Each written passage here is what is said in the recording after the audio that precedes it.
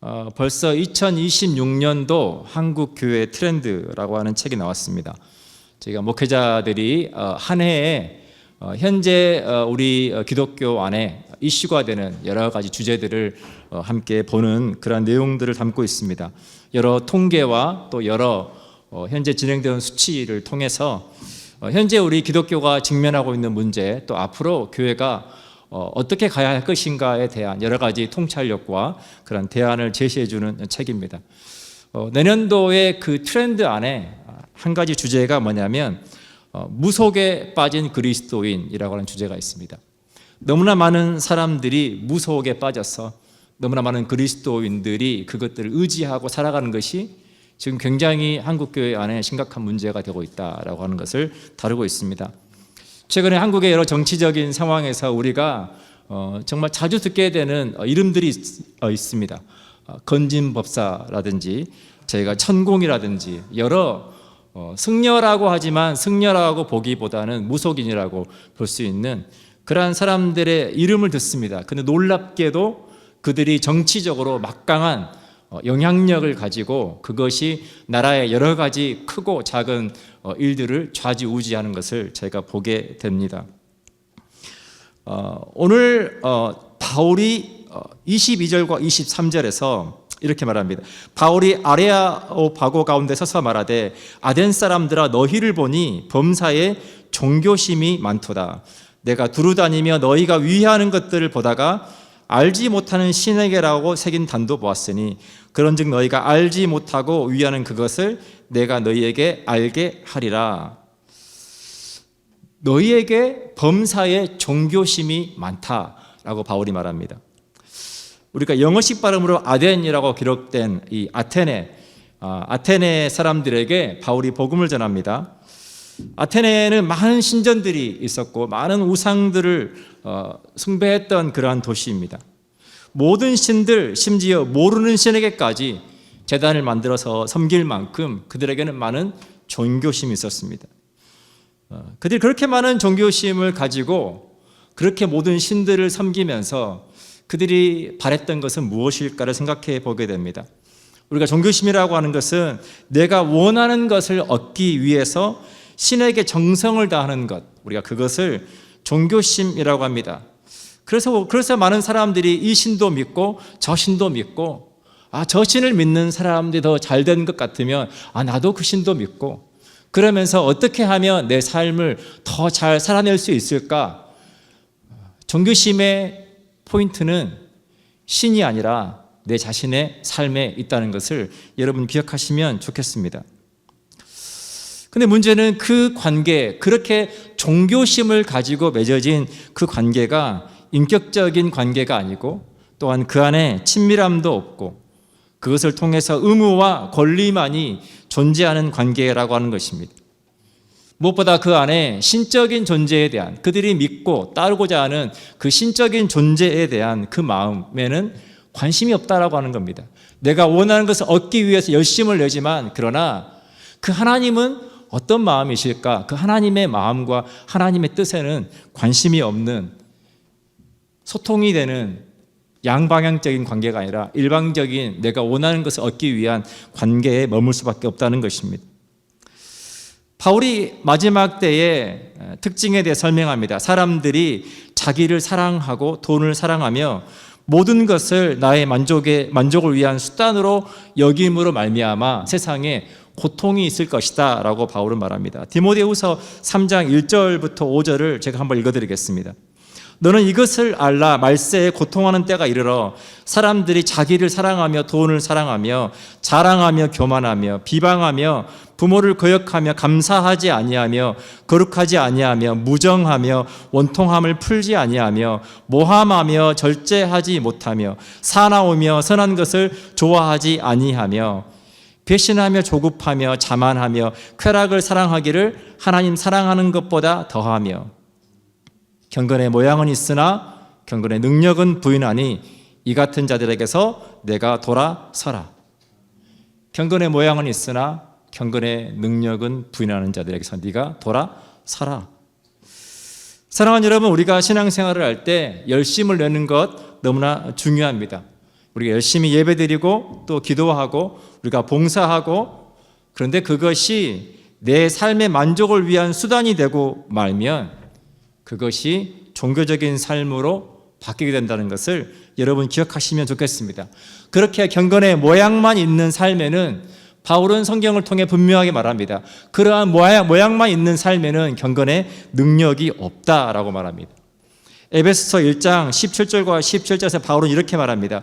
우리 주 예수 그리스도의 하나님 영광의 아버지께서 지혜와 계시의 영을 너희에게 주사 하나님을 알게 하시고, 하나님께서 성령을 통해 우리로 하여금 하나님을 알게 하시는데, 그 하나님은 너희 마음의 눈을 밝히사 그의 부르심의 소망이 무엇이며 성도 안에서 그 기업의 영광의 풍성함이 무엇이며 그의 힘의 위력으로 역사하심을 따라 믿는 우리에게 베푸신 능력의 지극히 크심이 어떠한 것을 너희로 알게 하시기를 구하노라. 하나님의 능력은 성령을 통해서 우리가 하나님을 알게 하고 소망을 얻게 하고 그 안에서 풍성함을 누리게 한다는 것입니다. 그런데 종교적인 열심만을 가지고 있는 껍데기뿐인 신앙생활에는 그러한 능력이 없다. 결국 그러한 삶은 하나님과 멀어질 수밖에 없다라고 하는 것입니다. 사랑하는 여러분, 가족의 관계도 마찬가지입니다. 우리가 서로 아내와 남편이 서로의 역할을 따라 최선을 다하지만, 그러나 그것이 그냥 권리와 의무만 남아버리고 나면 거기 안에 어느덧 친밀함이 사라지게 되고 그 안에 사랑이 없는 것을 보게 됩니다. 다른 사람들과 관계에서는 너무나 친절하고 모든 것을 다 해주면서도 정작 가족 안에서 서로가 서로를 그렇게 이해하려고 노력하지 않고 알려고 노력하지 않고 친밀함이 없고 그냥 의무적인 관계, 함께 살아가지만 한 집에 살지만 그러나 그 안에 사랑이 없는 관계, 마치 종교적인 신앙생활처럼 그렇게 될 수가 있다라고 하는 것입니다. 이번에 총회에 참여하면서 저희가 이 관계에 대한 세미나를 나누는 시간이 있었습니다. 그 관계에 대해서 우리가 어떻게 하면 하나님과 우리와의 관계에서, 우리가 어떻게 하면 교회 안에서 좋은 관계를 맺으면서 우리의 삶을 세워갈 건가라고 할 때 여러 가지 내용 중에 그 중에 하나가 무엇이냐면, 좋은 관계는 거저 얻어지는 것이 아니라는 겁니다. 우리가 서로 알고 이해하려고 노력하는 것으로부터 좋은 관계는 시작된다. 부부가 서로 이해하고 알려고 노력하는 것으로부터, 우리가 하나님께서 어떤 분이신지 우리가 알려고 하고 이해하려고 노력하는 것으로부터 인격적인 관계, 친밀한 관계가 시작된다라고 하는 것입니다. 그러면서 제가 굉장히 인상적이었던 것은 무엇이냐면, 그 관계에 있어서 중요한 것은 믿어주는 것이라고 하는 것입니다. 근데 이분이 저에게 뭐라고 말씀하시냐면, 20년을 바라보고 누군가가 성공하기 전에, 누군가가 정말 성숙하고 변화되기 전에 그 모습, 있는 모습 그대로를 20년을 바라보고 믿어주라라고 하는 것입니다. 우리가 누군가를 바라볼 때 만약 우리가 20년을 내다보고 믿어줄 수 있다면, 여러분, 우리가 믿어주지 못할 사람이 누가 있겠습니까? 우리가 누군가가 변화되도록 20년을 기다려줄 수 있다면, 사랑하는 여러분, 우리가 믿지 못할 사람이 누가 있겠습니까? 그러면서 말하기를 모든 사람 안에는 위대한 씨앗이 있다, 그 얘기를 하는 겁니다. 사랑하는 여러분, 하나님께서 저와 여러분을 믿어주십니다. 아멘이십니까? 그런데 하나님께서 그 믿어주시는 그 기간이 여러분 언제까지입니까? 하나님의 시간은 영원한 시간입니다. 하나님과 우리의 관계는 이 땅에서 잠시 살아가는 일시적인 삶의 때뿐만 아니라 영원한 관계 속에서 하나님께서 저와 여러분을 믿어주시고 하나님께서 저와 여러분을 통해서 하나님의 일들을 이루어 가신다라고 하는 것입니다. 그래서 요한일서 4장 12절에서 이렇게 말합니다. 어느 때나 하나님을 본 사람이 없으되 우리가 서로 사랑하면 하나님이 우리 안에 거하시고 그의 사랑이 우리 안에 온전히 이루어지느니라. 이것이 우리 기독교 신앙의 핵심입니다. 우리가 하나님의 사랑 안에 거하고 하나님께서 우리 안에 거하심으로 말미암아 그 사랑이 우리 안에서 온전해지고 그 사랑이 하나님을 알지 못하는 사람들에게 하나님이 어떤 분인지를 보여주게 되는 것, 그것이 우리의 모든 하나님께 주시는 관계라고 하는 것입니다.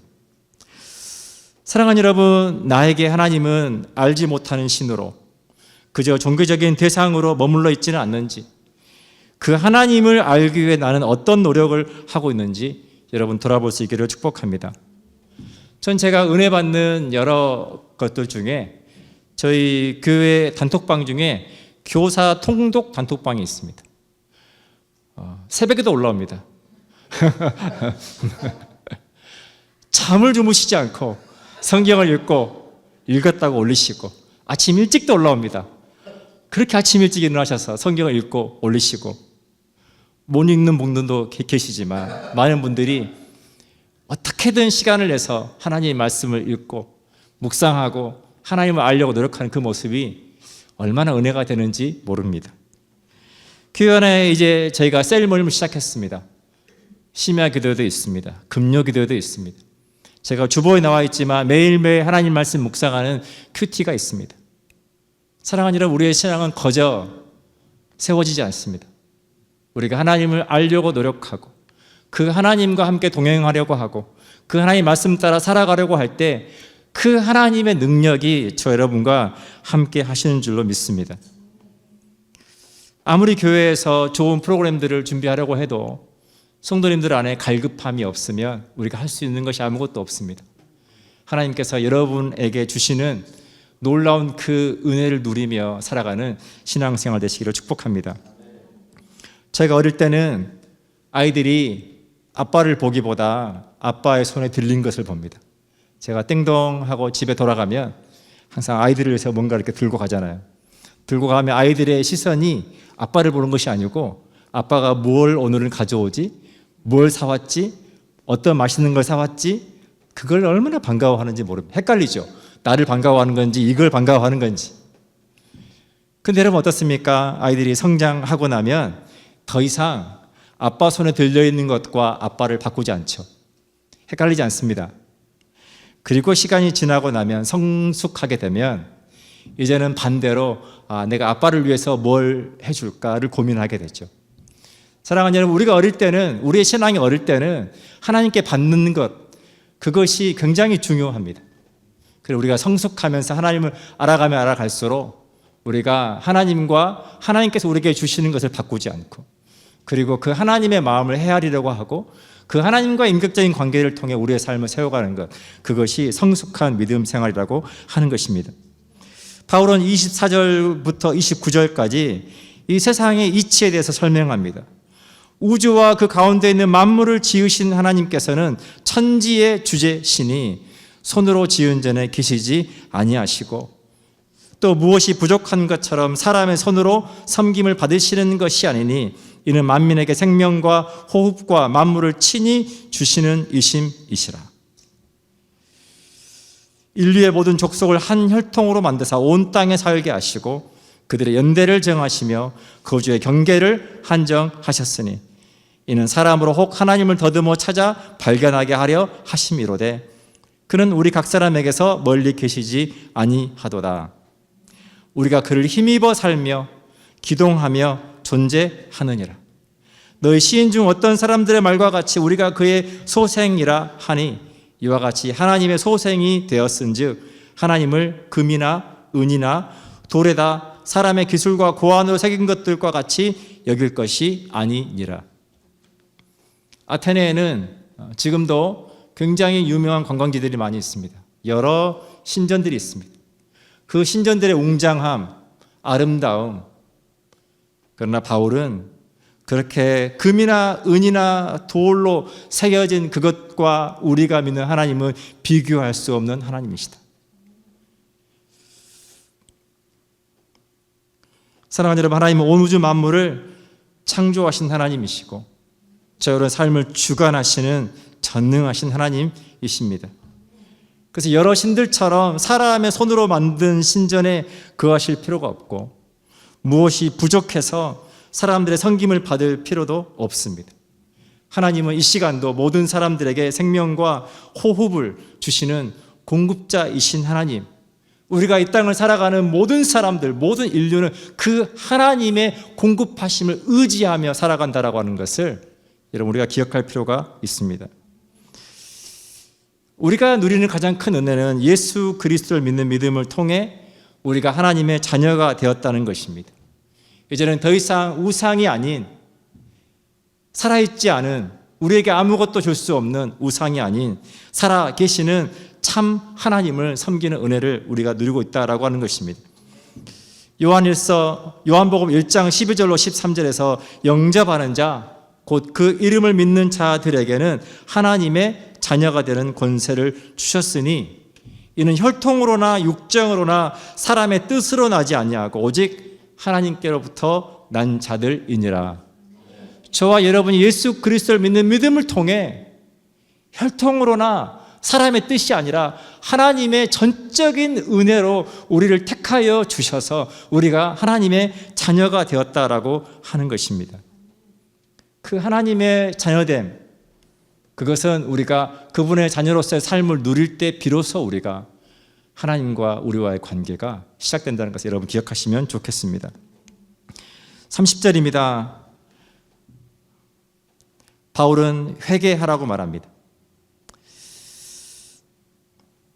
알지 못하던 시대에는 하나님이 간과하셨거니와 이제는 어디든지 사람에게 다 명하사 회개하라 하셨으니, 하나님을 알지 못하던 시대는 하나님께서 간과하셨다. 간과하신다는 것은 있지만 없는 것처럼 본다는 것입니다. 저와 여러분이 예수 그리스도를 믿고 구원받을 수 있었던 유일한 한 가지 방법은, 여전히 우리는 죄 가운데 있지만, 여전히 우리의 삶은 죄로부터 자유롭지 않지만, 그러나 하나님께서 그 죄를 못 본 척 하시는 간과하심에 있습니다. 무엇 때문입니까? 예수 그리스도의 십자가의 은혜로 말미암아 우리의 죄를 없는 것으로 취급하신다라고 하는 것입니다. 바울을 통해서 하나님은 복음을 전하십니다. 알지 못하던 시대에는 너희가 간과함을 받았으나 그러나 이제는 다 회개하고 돌이켜서 하나님을 믿으라 라고 말씀하고 있습니다.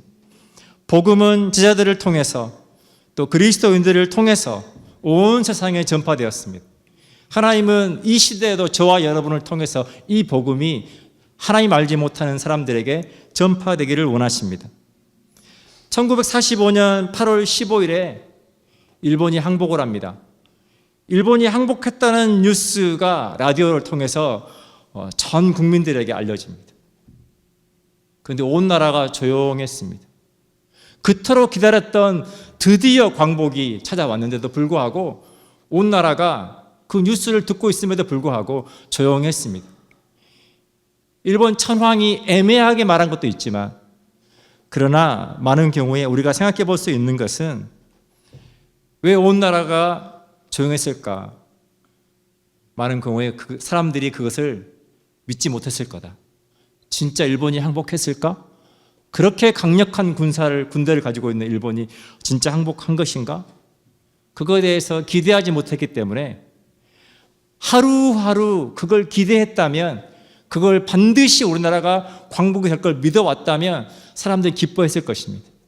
그런데 많은 사람들이 그 소식을 듣고도 바로 반응하지 못했습니다. 사랑하는 여러분, 우리 시대에 너무나 많은 사람들이 복음에 그렇게 반응하고 있습니다.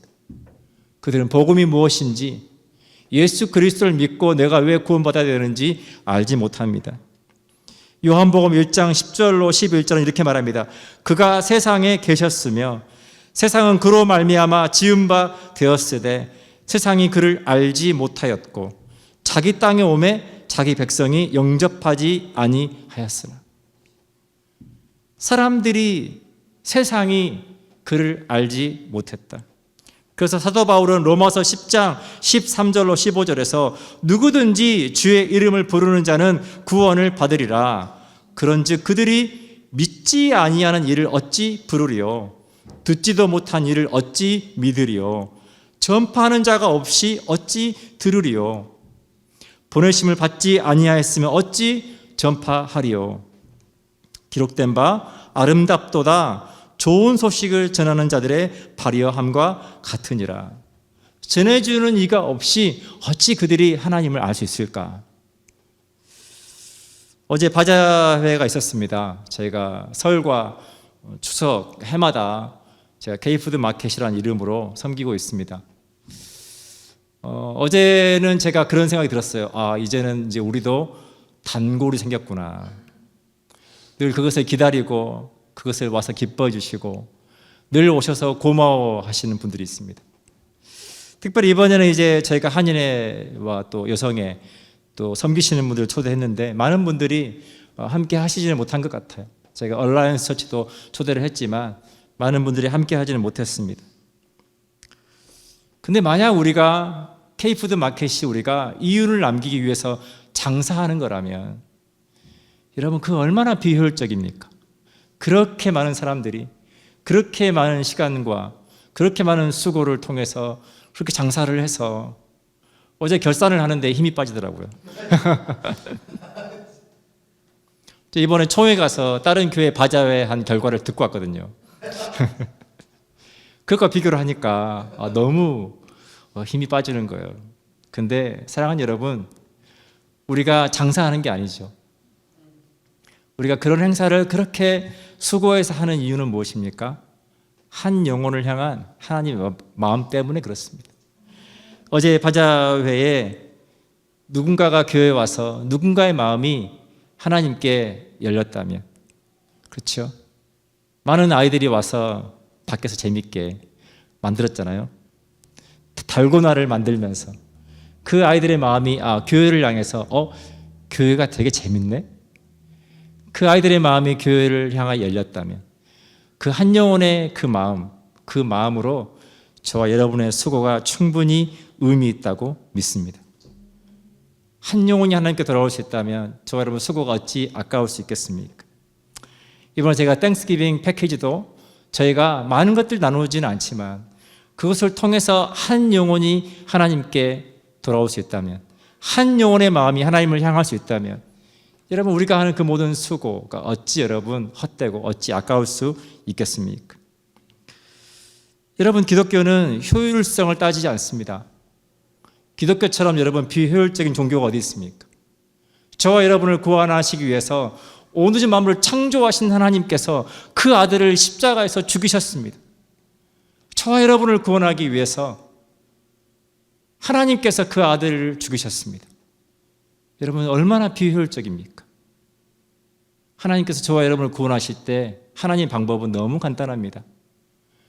여러분 지진이 나거나 천재지변으로 한번 흔들면 사람들은 하나님 앞에 무릎 꿇을 수밖에 없습니다. 하나님 살려주십시오. 나도 모르게 입에서 튀어나옵니다. 아이고 하나님. 그런데 하나님께서 그 방법을 택하시지 않고 그 아들 예수 그리스도를 저와 여러분을 위해 십자가에 내어 주셨습니다.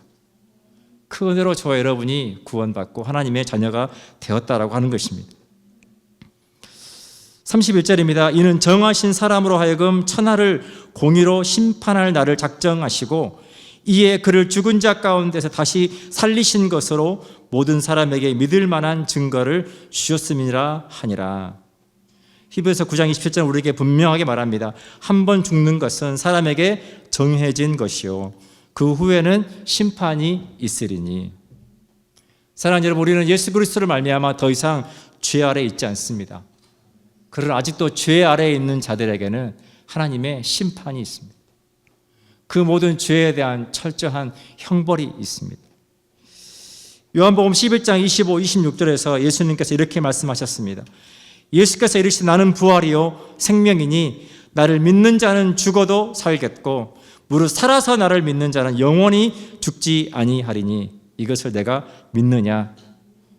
예수 그리스도를 믿는 믿음의 관계는 우리와 하나님과의 영원한 관계가 회복되는 것입니다. 우리는 이미 그 은혜를 누렸습니다. 사랑하는 여러분, 수많은 사람들이 종교심을 가지고 살아갑니다. 교회 나오지 않지만 무언가를 의지하며 그들은 무언가를 붙들며 살아갑니다. 그들에게 알지 못하는 신이라고 규정되어 있는 그 하나님에 대해서 저와 여러분이 복음을 전해줌으로 말미암아 누군가가 하나님께 돌아오는 삶, 그렇게 하나님 앞에 쓰임받는 삶 되시기를 축복합니다. 기도하겠습니다.